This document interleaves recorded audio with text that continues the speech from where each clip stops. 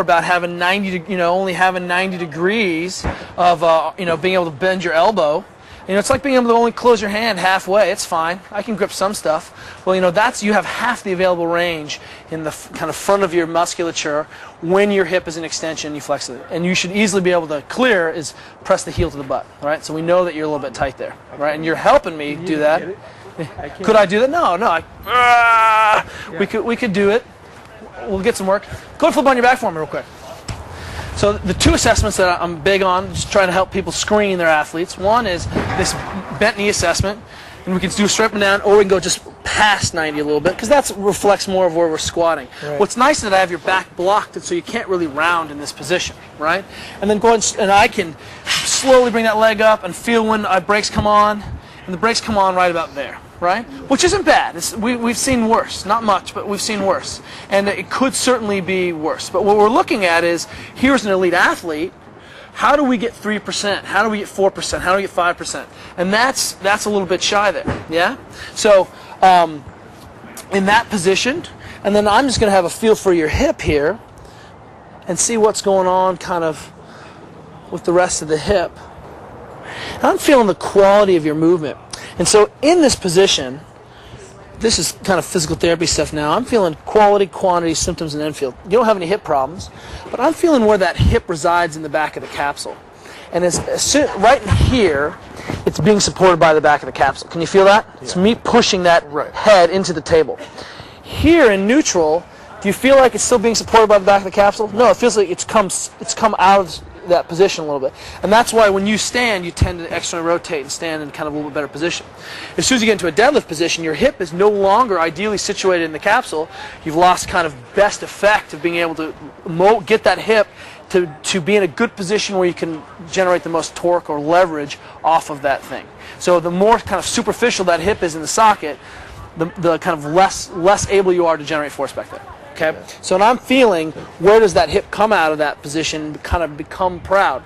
The other reason that's relevant is that the further that hip kind of travels up, the more I'm likely to have an impingement on my hip. And so that's the end. Go ahead and relax. That's the end of your hip range there, right? Absolutely. And you can feel that starts to bind up there, right? And we should, the physical therapy texts say like 135, which should be right here. Yeah. Right? Now I'm coming off the table. You're coming off the table, absolutely. Do I care so much that it needs to be 135? Well, for my grandma. But what more importantly is that I should be able to easily bring your knees to your chest without any passive drag. So the question for you is, or for me, is what's causing that in the back? Is that hamstring? Is that glute? Is that some capsules? Probably all the above, right? All of the structures that are limiting this business are stopping that. And that alone is decreasing your kind of lifting options because you're less powerful. Your hip is impinging earlier in the range, right? And you don't have, anytime this angle gets closed off squatting, you have to do something to give it room. Does that make sense? Yeah. So if you hit earlier, then you're going to start to reverse earlier, right? And it's not an issue of I'm not strong enough. It's an issue of I'm having one blunt force object run into another object, and that mechanically gets pushed me into a different position. Does that make sense? Yeah. Then in this position, I'm just going to go ahead and look internal, external rotation. And it's not, you have some, Of course you have some. You were the world's best athlete, and now you're just like top 10 or something. Right? So here we go. And, it's not so bad. So we're getting an overall picture of what's going on with you. What I like your foot to your butt, is that right? Yeah. Just checking. Okay. So I saw you sitting in a pretty crappy position on the bench, and that's the end of your hamstring range, right? But let's put you into where we'd actually have the hip crease below the knee. Remember, I want that straight up and down, right? So that's a piece of this pattern, right? Certainly. What we're looking at is this is external rotation of the femur, and that's a little bit shy. Maybe let's be generous and let's say that's like 40 degrees, and I'd like to see a little bit more than that. Probably normal, maybe it's even 30 degrees. I could measure that, but I'm just saying that for my elite athletes, I'm missing. And then this is called Faber's test. It's flexion, abduction, external rotation. Drop this knee down for me, would you? Go ahead and drop that knee down. No, go ahead. Just let it relax. Can you just relax that knee? So where should this knee be? It should be way down on the table. Whoa, wait a minute.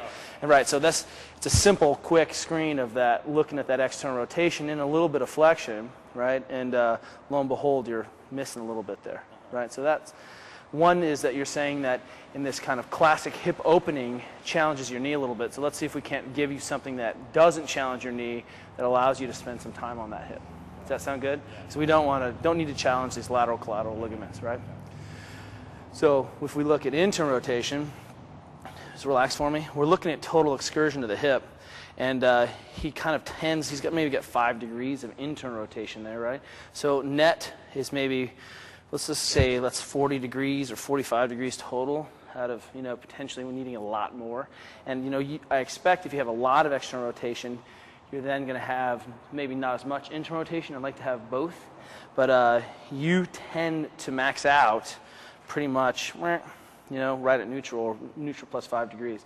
And that's a significant problem. So what we're looking at is missing internal rotation in flexion. And that knee goes to guide up, it wants to externally rotate. You can see how it almost feels like, that position. So we need to, there's a little bit of relative internal rotation that has to occur at that hip as that capsule winds up.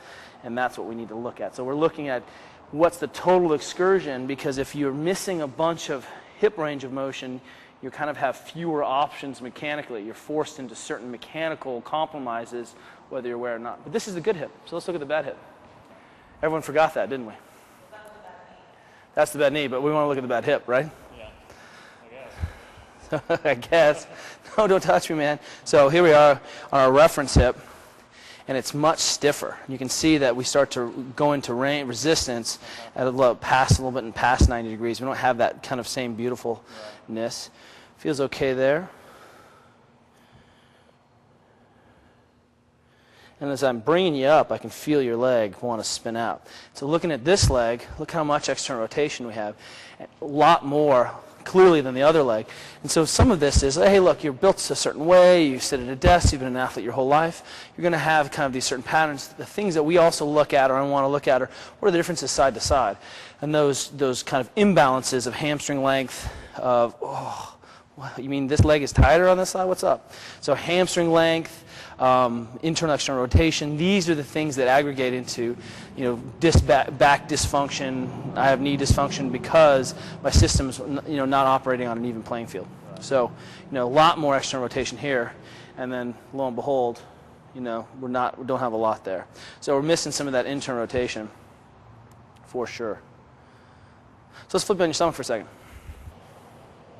I have the advantage of knowing you as an athlete. I've seen you move. So, just a quick quad test. That's not bad. I can overpress him. It's a little stiff, but, towards the end range, right? Heel to butt is a 1. No heel to butt is a 0. And, it's a 0 there for sure. But that's part and parcel. I'm also looking at what the heck's happening to your hip as you kind of near that end range and you're getting pulled into extension a little bit. And then also in this position, I can also look at this internal external rotation, which, you said you're having some issues in this hip. This is the affected hip when you're walking. And so, are you missing some external rotation or internal rotation of the femur in extension? And yes. And then you're still in a neutral biased deflection position if I put you in a true extension. And then we can see how much more kind of limited the hip is, especially in that position. Can you feel that? Yeah. Let's look at the front knee side. It helps if you have GPS on your phone to keep track of which leg you're working on and stuff. So ton of this range, and then that's it. And so anything that is an extended, and if we think about that running, that's an extended position in running, and needs that internal rotation. Additionally, you need that internal rotation of that back leg when you're jerking, right? Otherwise, one of the common faults is that people turn their feet out and they collapse down. Does he do that? What? How did I know that, right? And so the key is if you're missing that internal rotation, you can't end up on the ball of your foot and you end up closing off your hip and kind of reproducing that pattern again.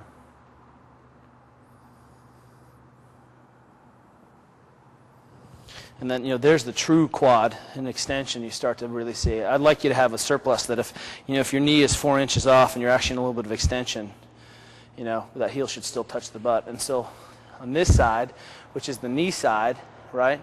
No